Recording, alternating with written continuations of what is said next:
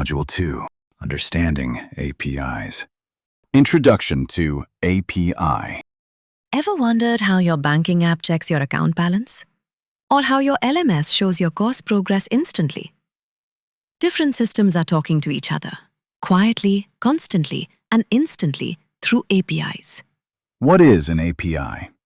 API stands for Application Programming Interface. Think of an API as a menu and waiter for a software app. You don't walk into a restaurant kitchen and cook the food yourself. You look at the menu, place an order with the waiter, and the kitchen prepares it. Software works the same way. An API tells other programs what they are allowed to ask for, how they should ask, what kind of answer they will get. API access types. Not all APIs are open to everyone. In fact, there are 3 types depending on who is allowed to access them. Public APIs. Anyone can use them within or outside the organization. Public APIs are free up to a certain number of requests. Example, Google Maps Weather. Partner APIs. Only selected partners or vendors can use them. Partner APIs are usually paid. Payment gateways allow other businesses to integrate payment gateways within their website. A food delivery app might use a restaurant's partner API to read their menu. Private APIs. Private APIs are used by teams inside a company.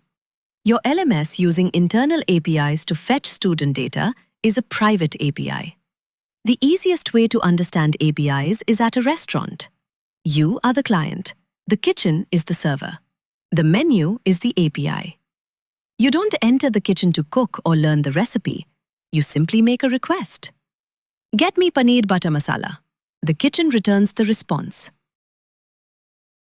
An example from real life. Let us say your banking app wants to show your account balance. Your app sends a request. Please give me the balance for account 123. The bank's backend checks your identity, looks up the balance, and returns the number through the API. No one sees the database. Your app only sees the API's response. APIs protect data and simplify access. APIs exist so software systems can communicate safely and predictably. In the next lesson, we will learn how an API request actually works.